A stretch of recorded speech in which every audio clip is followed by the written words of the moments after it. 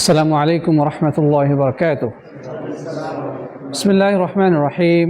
الحمد لله رب العالمين، الصلاة والسلام على أشرف الأنبياء والمرسلين نبينا محمد وعلى آله وصحبه ومن سار على نهجه واهتدى بهداه إلى يوم الدين. أما بعد. প্রশংসা ও গুণগান, তারিফ এবং স্তুতি সেই মহান অধিপতি, মহান রাজাধিরাজ, মহান সৃষ্টিকর্তা, কুল কায়নাতের একচ্ছত্র নিয়ন্ত্রণ যার হাতে রয়েছে। আসুন আমরা সেই মহান আল্লাহ রাব্বুল ইজ্জাত ওয়াল জালালের দরবারে হৃদয়ের গহীন থেকে কালিমাতুশ শুকর আদায় করি, যিনি আজকে আমাদেরকে জুবাইল দাওয়া এন্ড গাইডেন্স সেন্টারের ক্লাস কক্ষে আমাদের সাপ্তাহিক এই ক্লাসে উপস্থিত হওয়ার সুযোগ করে দিয়েছেন।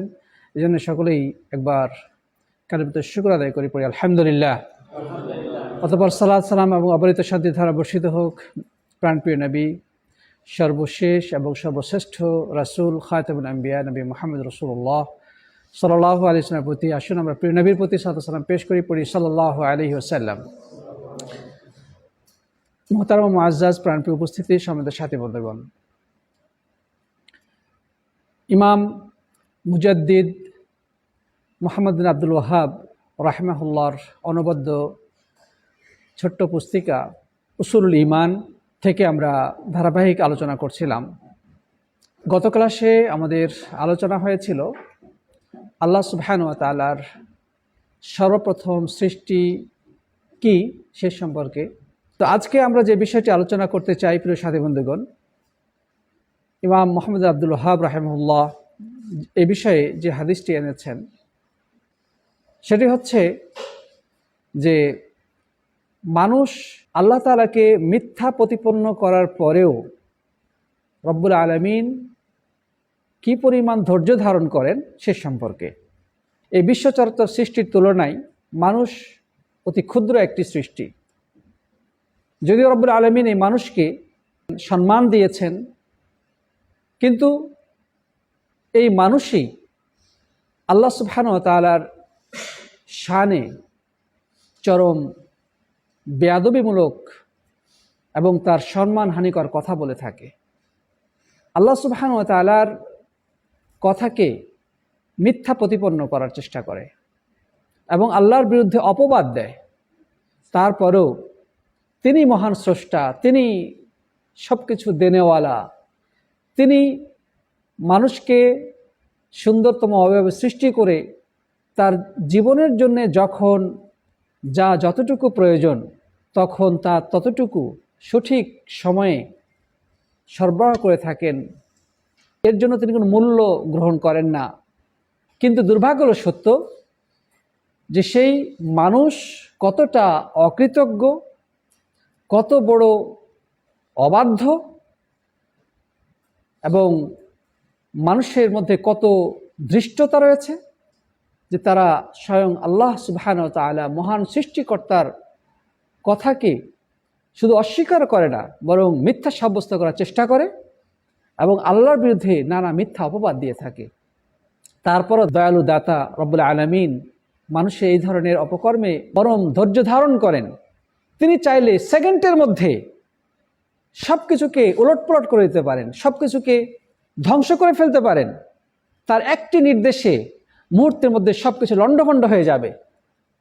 আল্লাহকে গালাগালি করছে, তারপর আল্লাহ তাআলা তাকে পানি দিচ্ছেন, আলো দিয়েছেন, বাতাস দিচ্ছেন, সে প্রতিনিয়ত শ্বাস প্রশ্বাস গ্রহণ করছে, আল্লাহ তাআলা রিজিক খেয়ে সে জীবন ধারণ করছে, আল্লাহর জমিনে সে চলাফেরা করছে, আল্লাহর আসমান নিচে সে বসবাস করছে। আল্লাহ রাব্বুল আলামিন কতটা দয়ালু, কতটা ধৈর্যশীল আমরা সেখান থেকেই বুঝতে পারি প্রিয় সাথী বন্ধুগণ। যাই হোক, আমরা এই মর্মে ইমাম মুহাম্মদ বিন আব্দুল ওয়াহাব রাহিমাহুল্লাহ কর্তৃক উল্লেখিত হাদিসটি শুনি। এই হাদিসটি বর্ণনা করেছেন হাদিস জগতের এক উজ্জ্বলতম নক্ষত্র, যিনি হাদিস বর্ণনার ক্ষেত্রে সর্বশীর্ষে অবস্থানকারী সাহাবী। তার নাম কি? আবু হুরায়রা রাদিয়াল্লাহু তাআলা আনহু। তিনি বলছেন যে قال রাসূলুল্লাহ সাল্লাল্লাহু আলাইহি ওয়াসাল্লাম, আল্লাহ রাসূল সাল্লাল্লাহু আলাইহি ওয়াসাল্লাম বলেছেন, قال الله عز وجل, আল্লাহ তাআলা বলেছেন, كذبني ابن آدم ولم يكن له ذلك وشتمني ولم يكن له ذلك। আল্লাহ তাআলা বলছেন যে আমাকে এই আদম সন্তানরা মিথ্যা প্রতিপন্ন করেছে, অথচ এটা তার কোনো অধিকার ছিল না, এবং আমার ব্যাপারে গালমন্দ করে, অথচ এটিও তার কোনো অধিকার ছিল না। সে কিভাবে আমাকে মিথ্যাবাদী সাব্যস্ত করতে চায়? فأما تكذيبه إياي فقوله لن يعيدني كما بدأني, সে আমাকে মিথ্যা সাব্যস্ত করতে চায়, তার উদাহরণ হচ্ছে এই মানুষই বলে থাকে যে আল্লাহ তাআলা আমাকে যেভাবে সৃষ্টি করেছেন, আমি মরে যাওয়ার পরে আমাকে পুনরায় তিনি জীবন দানে সক্ষম নন। নাউযুবিল্লাহ মিন যালিক। স্রষ্টা হিসেবে আল্লাহকে বিশ্বাস করে, কিন্তু মৃত্যুর পরে পুনরুত্থানকে সে অবিশ্বাস করে। সে আল্লাহ তাআলার কথাকে অসত্য মনে করে এবং বলতে চায় যে আল্লাহ তাআলা মৃত্যুর পরে আমাকে পুনরায় জীবিত করতে সক্ষম নন। নাউযুবিল্লাহ মিন যালিক। অথচ ওয়ালাইসা আউয়ালুল খালকি বিআহওয়ানা আলাইয়া মিন ইআদাতিহি, প্রথমবার সৃষ্টি করা তো বেশি কঠিন হিসেবে, আমাদের হিসেবে যখন কেউ প্রথমবার সৃষ্টি করে এটা কঠিন, তো ওইটাকে আবার পুনরায় যদি সৃষ্টি করা হয় তো এটা কি বেশি কঠিন? তাহলে একবার যেটা সৃষ্টি করা হয়েছে আল্লাহ তাআলা পুনরায় সেটা করতে পারবেন। একজন আবিষ্কারক কোনো একটা জিনিস আবিষ্কার করলো, আবিষ্কার করার পরে সেটাকে ভেঙে ফেলা হলো, সে তো জানে কিভাবে আবিষ্কারটা করতে হয়, সে আবার করতে পারবে না? তাহলে প্রথমবার থেকে দ্বিতীয়টা সহজ না? তাহলে এই আদম সন্তান কিভাবে বলতে পারে যে আমাকে আল্লাহ সৃষ্টি করেছেন ঠিক, কিন্তু আমি মরে যাওয়ার পরে আল্লাহ তাআলা আমাকে পুনরায় জীবিত করতে সক্ষম নন? বরং এটি আল্লাহর কথাকে মিথ্যা সাব্যস্ত করার মতো ধৃষ্টতাপূর্ণ কথা। আল্লাহ তাআলা বলছেন যে প্রথমবার সৃষ্টি করাটা পুনরায় সৃষ্টি করার থেকে সহজ নয়, বরং আরো বেশি কঠিন। আমি যেহেতু প্রথমবার সৃষ্টি করেছি, অতএব তাকে দ্বিতীয়বার খুব সহজে সৃষ্টি করতে সক্ষম। সুবহানাল্লাহ। ওয়া আম্মা শাতমুহু ইয়্যায়া ফাকাউলুহু, আর বনি আদম আমার ব্যাপারে খারাপ কথা বলে, গালি দেয়, বা আমার ব্যাপারে কটু বাক্য বলে, সেটা কি? ফাকাউলুহু ইত্তাখাযাল্লাহু ওয়ালাদান, যে আল্লাহ তাআলা সন্তান গ্রহণ করেছেন। নাউযুবিল্লাহ।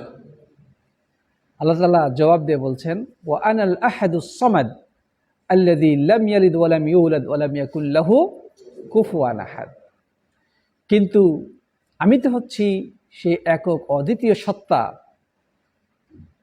এবং সব কিছু থেকে মুখাপেক্ষীহীন, যিনি জন্মগ্রহণ করেননি এবং কাউকে জন্ম দেননি, যিনি কাউকে জন্ম দেননি এবং নিজে জন্মগ্রহণ করেননি, এবং আল্লাহ তাআলার সমকক্ষ আর কোনো কিছুই নেই। এটি মূলত সূরাতুল ইখলাস তথা কুল হু আল্লাহ সূরার মূল কথা। আল্লাহ তাআলা সূরা ইখলাসের মধ্যে কথাই বলেছেন না, কুল হু আল্লাহু আহাদ, হে নবী আপনি বলে দিন, হুয়া, হুয়া মানে তিনি, আল্লাহু আহাদ, আল্লাহ হচ্ছেন একক বা অদ্বিতীয়, আল্লাহু সামাদ, তিনি হচ্ছেন মুখাপেক্ষীহীন, অভাব মুক্ত, লাম ইয়ালিদ ওয়া লাম ইউলাদ, তিনি কাউকে জন্ম দেননি, তিনি জন্মগ্রহণ করেননি, ওয়া লাম ইয়াকুল লাহু কুফুয়ান আহাদ, এবং আল্লাহ তাআলার সমপর্যায়ের বা সমকক্ষ আর কেউ নাই। এই সূরাটাকে সূরাতুল ইখলাস বলা হয়। ইখলাস শব্দটা এই সূরার মধ্যে কি উল্লেখিত হয়েছে? আছে? নাই। সূরা বাকারার মধ্যে বাকারা শব্দটা আছে না নাই? আছে। আলে ইমরানের মধ্যে আলে ইমরান শব্দটা আছে না নাই? সূরা নিসার মধ্যে নিসা আছে কি না? সূরা আরাফের মধ্যে আরাফ শব্দটা আছে না নাই? কিন্তু সূরাতুল ইখলাসের মধ্যে ইখলাস শব্দটা নাই, সূরা ফাতিহার মধ্যে ফাতিহা শব্দটা নাই। অর্থাৎ এই সূরাটার নামকরণ করা হয়েছে এটার বিষয়ের উপরে ভিত্তি করে। ইখলাস মানে হচ্ছে একনিষ্ঠতা। এই সূরার মধ্যে আল্লাহ সুবহানাহু ওয়া তাআলার একনিষ্ঠতা তথা তাওহীদ বা একত্ববাদের কথা আলোচিত হয়েছে। আল্লাহ সুবহানাহু ওয়া তাআলা এক, অদ্বিতীয়, সমকক্ষহীন। তিনি কাউকে জন্ম দেননি, জন্মগ্রহণ করেননি। এটি রব্বুল আলামিনের পরিচয়। এই জন্য এই সূরাটিকে সূরাতুল ইখলাস বলা হয়েছে। আর এটি এতটাই মর্যাদাপূর্ণ সূরা, এই ছোট্ট সূরাটির ব্যাপারে আল্লাহ নবী সাল্লাল্লাহু আলাইহি সাল্লাম বলেছেন, হুব্বুকা লিহাদিহিস সূরা ইউদখিলুকাল জান্নাহ। এই সূরাটার প্রতি তোমার ভালোবাসা তোমাকে জান্নাতে প্রবেশ করাবে। সুবহানাল্লাহ। তিনি আরো বলেছেন, ইন্নাহা লাতা'দিলু থুলুসাল কুরআন। এটি কোরআনের 1/3 সমান। সাথী বন্ধুগণ, তো যাই হোক, আল্লাহ সুবহানাহু ওয়া তাআলা তাহলে মানব জাতির প্রতি অভিযোগ করলেন যে মানুষ এতটাই ধৃষ্টতাপূর্ণ আচরণ করে আল্লাহ তাআলার প্রতি, অথচ তিনি হচ্ছেন রব্বুল আলামিন, তিনি সবকিছুর সৃষ্টিকর্তা, লালনকারী, পালনকারী, যে তারা আল্লাহর কথাকেই মিথ্যা বলে উড়িয়ে দেয় এবং আল্লাহর ব্যাপারে গালমন্দ করে, গালি দেয়। আল্লাহর কথাকে মিথ্যা প্রতিপন্ন করার অর্থটা কি? তারা বলতে চায় যে আল্লাহ তাআলা আমাকে সৃষ্টি করেছেন ঠিক আছে, কিন্তু আবার আমাকে সৃষ্টি করতে সক্ষম নন, নাউজুবিল্লাহ। অথচ প্রথমবার সৃষ্টির তুলনায় দ্বিতীয়বার সৃষ্টি করা বেশি সহজ। আর আল্লাহ তাআলার ব্যাপারে গালমন্দ করে কি? সেটা হচ্ছে যে আল্লাহ তাআলা সন্তান গ্রহণ করেছে। প্রিয় বন্ধুগণ, এবার বিশ্বের দিকে তাকিয়ে দেখুন। খ্রিস্টানরা আল্লাহ রাব্বুল আলামিনের ব্যাপারে এই খারাপ কথা বলে থাকে। তারা বলে যে ঈসা হচ্ছে আল্লাহর পুত্র, নাউজুবিল্লাহ মিন যালিক, সন অফ গড, গডের সন্তান। প্রিয় বন্ধুগণ, ইহুদিরা বলে উযাইর ইবনুল্লাহ, উযাইর হচ্ছে আল্লাহর সন্তান। আরবের মুশরিকরা কি বলে? আরবের মুশরিকরা বলে যে ফেরেশতারা হচ্ছে আল্লাহর কন্যা, নাউজুবিল্লাহ। প্রিয় ভাইরা আমার, তাহলে এভাবে আল্লাহর প্রতি অপবাদ দেওয়া আল্লাহর জন্য মানহানিকর নয় কি? আল্লাহ রাব্বুল আলামিনের ব্যাপারে গালমন্দ নয় কি? আল্লাহ সুবহানাহু ওয়া তাআলা তো সেই মহান সত্তা, যিনি সবকিছু সৃষ্টি করেছেন। তিনি আবার সন্তান গ্রহণ করবেন কিভাবে? সন্তান গ্রহণ করার জন্য স্ত্রীর প্রয়োজন, বিয়ের প্রয়োজন, স্ত্রী সহবাসের প্রয়োজন, নাউজুবিল্লাহ মিন যালিক। তো সেই মহান রব্বুল আলামিনের ব্যাপারে এই ধরনের কথা বলা নিশ্চিতভাবেই তার জন্য মর্যাদাহানিকর, তার জন্যে এটা অত্যন্ত অপমানজনক। এই জন্য এটাকে শাতম বলা হয়েছে। শাতম বলা হয় দোষ বর্ণনা করা। দেখেন, একজন মানুষ বিয়ের প্রয়োজন অনুভব করলেই তারপরে বিয়ে করে, এটা মানবিক দুর্বলতা? যদি দুর্বলতা না হতো তাহলে একজন পুরুষ একজন নারীর প্রতি দুর্বল হতো না। তারপরে স্বামী স্ত্রীর মিলনের সময় দুর্বল মুহূর্তে খুবই তুচ্ছ পানি বের হয়, বীর্য স্খলিত হয়, সন্তান গঠন হয়, তখন তার মধ্যে আবার দুর্বলতা আসে। এরপরে তারপর শারীরিক দুর্বলতা অনুভূত হয়। এই জিনিসগুলো তো দুর্বল মানুষের কাজ। মহান সৃষ্টিকর্তা সব দোষ ত্রুটি এবং সব ধরনের দুর্বলতার ঊর্ধ্বে। অতএব কেউ যদি বলতে চায় যে আল্লাহ তাআলার সন্তান আছে, তাহলে সে মূলত রব্বুল আলামিনকে সেই দুর্বলতার অভিযোগে অভিযুক্ত করলো, এবং এটি আল্লাহর প্রতি শুধু অপবাদ নয়, বরং এটি তার প্রতি গালমন্দ, তার মানহানিকর, তার মর্যাদার প্রতি চরম ধৃষ্টতাপূর্ণ কথা। প্রিয় সাথী বন্ধুগণ, তাহলে আমরা এই হাদিসটা শুনলাম, এই হাদিসটার নাম কি, কে বলতে পারেন? আল্লাহ নবী সাল্লাল্লাহু আলাইহি ওয়াসাল্লাম বলেছেন যে আল্লাহ তাআলা বলেছেন। এটাকে হাদিসের পরিভাষায় কি বলা হয়? হাদিসে কুদসি। হাদিসে কুদসি কাকে বলে? যেই হাদিসে আল্লাহ নবী সাল্লাল্লাহু আলাইহি ওয়াসাল্লাম বলেছেন যে আল্লাহ তাআলা বলেছেন, আল্লাহ নবী বলছেন যে আল্লাহ তাআলা এ কথা বলেছেন, এটাকে কি বলা হয়? হাদিসে কুদসি। অর্থাৎ এটা আল্লাহ তাআলার সরাসরি বক্তব্য, কিন্তু শব্দগুলো আল্লাহ তাআলার নয়। কোরআনের মধ্যে যে শব্দগুলো রয়েছে সেগুলো সরাসরি আল্লাহ তাআলার, এবং এই কোরআনের প্রত্যেকটি অক্ষরেই একটি করে নেকি রয়েছে যা 10টি নেকির সমপরিমাণ। কিন্তু হাদিসে কুদসির মধ্যে যে শব্দগুলো বর্ণিত হয়েছে এগুলো আল্লাহর কথা হলেও হুবহু এই শব্দগুলো আল্লাহর পক্ষ থেকে নাজিলকৃত নয়, বরং তার নবী করিম সাল্লাল্লাহু আলাইহি ওয়াসাল্লামের মুখনিসৃত বাণী। হাদিসে কুদসি পাঠ করলে কোরআনের মতো সওয়াব হবে না, এবং হাদিসে কুদসি নামাজের মধ্যে পড়া জায়েজ নেই। নামাজের মধ্যে পড়তে হলে শুধু কোরআনে কারীম তেলাওয়াত করতে হবে। হাদিসে কুদসি নামাজের মধ্যে পড়লে নামাজ হবে? নামাজ হবে না, যদিও সেটা আল্লাহর বাণী। প্রিয় বন্ধুগণ, এই হাদিসের মধ্যে আমরা কয়েকটা জিনিস দেখতে পাচ্ছি। এক নম্বর হচ্ছে যে এই হাদিসের মধ্যে আমরা দেখতে পাচ্ছি যে আল্লাহ সুবহানাহু ওয়া তাআলার কয়েকটি নাম বর্ণিত হয়েছে। সে নামগুলো কি কি? যেমন আহাদ, আল্লাহ তাআলার সুন্দরতম নামের মধ্যে এটি একটি নাম, আল আহাদ। এই নামটি কেবল আল্লাহর জন্যই প্রযোজ্য, কোনো মাখলুককে এই নামে নামকরণ করা জায়েজ নেই। অতএব যদি কোনো মানুষের নাম রাখতে হয় তাকে শুধু আহাদ বলা জায়েজ নেই, তাকে বলতে হবে আব্দুল আহাদ। কি বলতে হবে? আব্দুল আহাদ, মানে একক সত্তার বান্দা। সে একক সত্তা তো সে হতে পারে না। মানুষ কি একক সত্তা? তার মতো তো লক্ষ লক্ষ মানুষ আছে, তাহলে কিভাবে সে আহাদ হতে পারে? বরং বলতে হলে আব্দুল আহাদ বলতে হবে।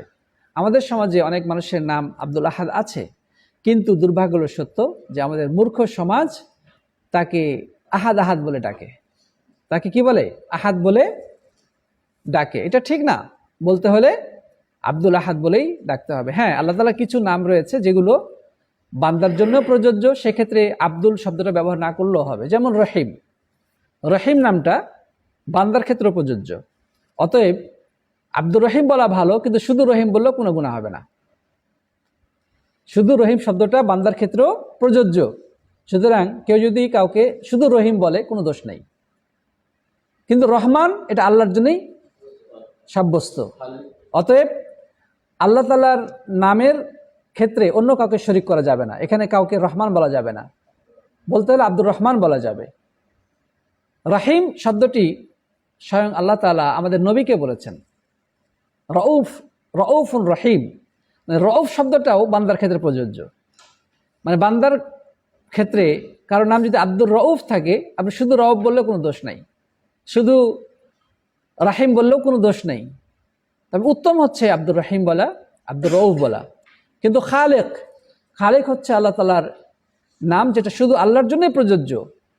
এক্ষেত্রে মানুষকে শুধু খালেক বলা জায়েজ নেই, বলতে হলে কি বলতে হবে? আব্দুল খালেক। তাহলে এর নামের মধ্যে দুই ধরনের নাম রয়েছে আল্লাহ সুবহানাহু ওয়া তাআলার। কিছু নাম বান্দার ক্ষেত্রেও সেই নামগুলো প্রযোজ্য, আর কিছু নাম শুধু আল্লাহর ক্ষেত্রেই প্রযোজ্য, বান্দার নাম রাখা সেভাবে জায়েজ নেই। সামিউন বাসির, সামি মানে যিনি সবকিছু শুনেন, বাসির মানে সবকিছু দেখেন। এই শব্দটা আল্লাহ সুবহানাহু ওয়া তাআলা মানুষের শানে ব্যবহার করেছেন। ফাজআলনাহু সামিআন বাসীরা, আমি মানুষকে সামি বানিয়েছি এবং বাসির বানিয়েছি। তো এই ক্ষেত্রে যদি কারো নাম আব্দুস সামি বা আব্দুল বাসির থাকে, শুধু বাসির বা সামি বললে কোনো দোষ নেই। যদি উত্তম হচ্ছে আব্দুল বাসির বলা, আব্দুস সামি বলা। তারপরে মালিক মানে মালিক, এই শব্দটা শুধু আল্লাহর শানে প্রযোজ্য নয়, বান্দার শানেও প্রযোজ্য। কারণ বান্দারও কিছু মালিকানা আছে, আল্লাহ তাআলা তাকে মালিক বানিয়েছেন, সাময়িক মালিকানা। এই জন্য আব্দুল মালিকের পরিবর্তে কেউ যদি শুধু মালিক বলে ডাক দেয় কোনো দোষ নেই। বোঝা গেছে কিনা? এ মর্মে আমার অবশ্যই লেখা আছে ফেসবুকে যে কি কি নামগুলো আল্লাহর জন্য প্রযোজ্য আর কি কি নাম আল্লাহর সাথে বান্দার ক্ষেত্রেও প্রযোজ্য, এই বিষয়টা লেখা রয়েছে। তো যাই হোক প্রিয় বন্ধুগণ, এখানে আমরা আল্লাহ তাআলা একটা নাম পেলাম আহাদ। এখানে এই নামটা আল্লাহর জন্যেই প্রযোজ্য, বান্দার জন্য এই নামটা প্রযোজ্য নয়। অতএব বান্দার নাম যদি আব্দুল আহাদ হয় তাহলে আব্দুল আহাদ বলেই ডাকতে হবে, শুধু আহাদ বলা জায়েজ নেই। আরেকটি আল্লাহ তাআলার নাম আসছে এখানে, কি? সমাদ। কি আসছে? সমাদ।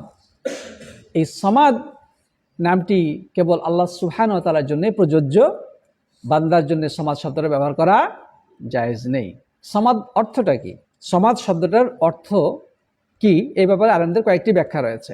একটা অর্থ হচ্ছে তিনি এমন একজন পরিচালক যার কাছে পূর্ণ পরিচালনার ভার ন্যস্ত রয়েছে, মানে এমন নেতা যার কাছে পূর্ণ পরিচালনার ভার ন্যস্ত রয়েছে।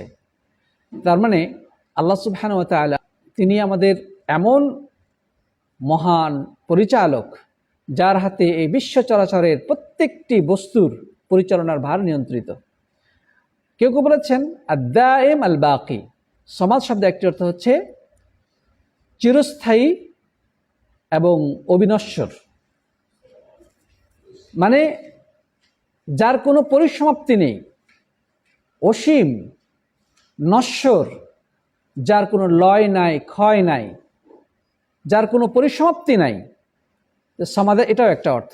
কেউ কেউ বলেছেন হুয়াল্লাযী লা জাওফা লাহ। সমাদ বলা হয় এমন সত্তাকে যার পেট নাই। পেট হলেই তো খালি খাওয়ার প্রয়োজন হবে। কিলা আল্লাযী ইউসমাদু ফিল হাওয়াইজ ইলাইহি আই ইউকসাদ। মানে সমাজ শব্দের আরেকটি অর্থ আলেমগণ বলেছেন, সেটা হচ্ছে এমন সত্তা যার কাছে বিভিন্ন প্রয়োজনে সমাধানের জন্য যাওয়া হয়, প্রয়োজন পূরণের উদ্দেশ্যে যার কাছে ছুটে যাওয়া হয়। অর্থাৎ প্রিয় বন্ধুগণ, আল্লাহ সুবহানাহু ওয়া তাআলা হচ্ছেন এমন সত্তা যে আমাদের যে কোনো সমস্যা, যে কোনো প্রয়োজন আমরা রব্বুল আলামিনের কাছে তুলে ধরতে পারি এবং বান্দাকে তিনি তা দিয়ে থাকেন। সেই মহান সত্তা, সেই ক্ষমতা তার রয়েছে। প্রিয় বন্ধুগণ, ইমাম বুখারী রাহিমাহুল্লাহ এই সমাদ শব্দটির আরেকটি অর্থ বলেছেন যে ওয়াল আরাবু তুসাম্মি আশরাফাহা আস-সামাদ। আরবরা তাদের বংশের মধ্যে সবচেয়ে সম্মানিত ব্যক্তিকে সমাদ বলে থাকে। তো আল্লাহ সুবহানাহু ওয়া তাআলার শানে আমরা বলবো তিনি সবচেয়ে সম্মানিত মহান সত্তা। অন্য বর্ণনা রয়েছে ও আম্মা শাতমুহু ইয়ায়া ফাকাউলুহু লি ওয়ালাদুন ওয়া সুবহানি আন আত্তাখিযা সাহিবাতান আও ওয়ালাদা।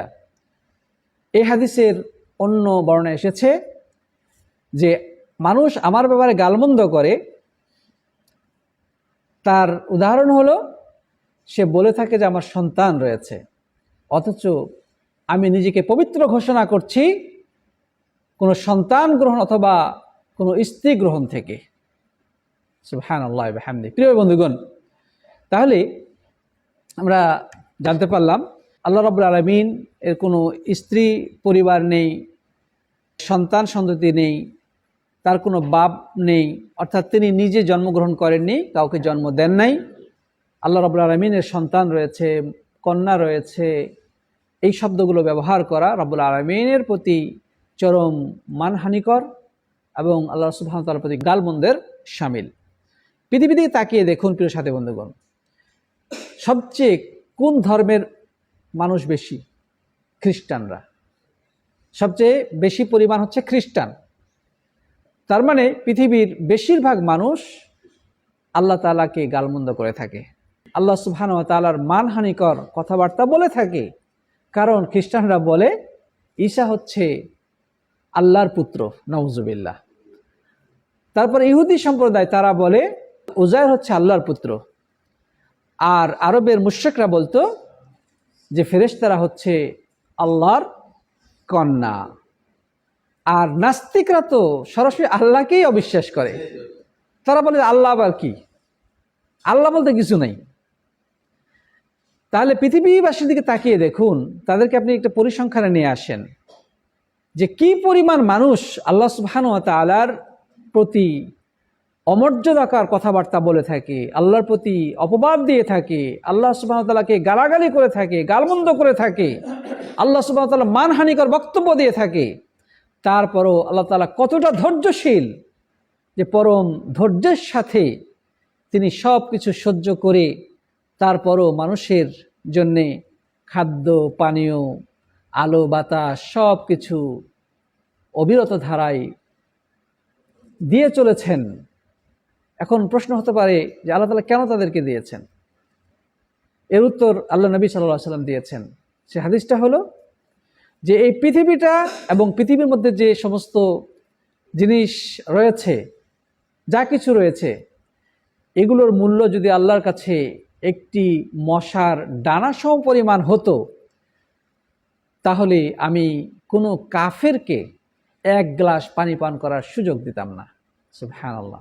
তার মানে এই পৃথিবীতে আমরা যা কিছু দেখছি, এই বড় বড় অট্টালিকা, স্বর্ণ, রূপ্য, ডায়মন্ড, অত্যন্ত উচ্চ মূল্যের জায়গা জমি,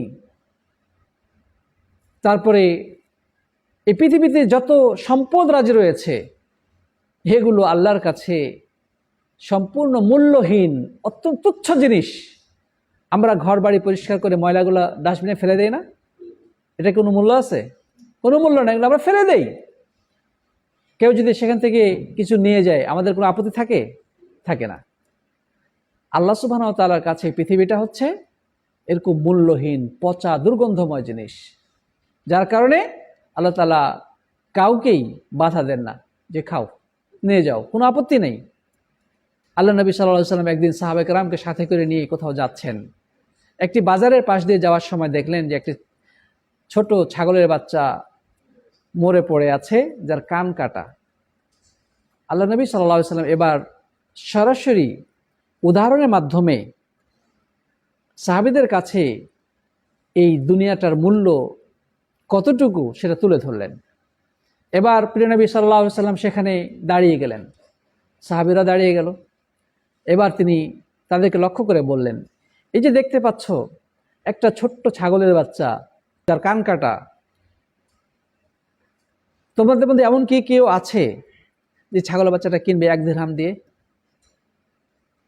তোমাদের মধ্যে এমন কেউ আছে যে এই কান কাটা ছাগলের বাচ্চাটা, মরা ছাগলের বাচ্চাটা 1 দিরহাম দিয়ে কিনবে?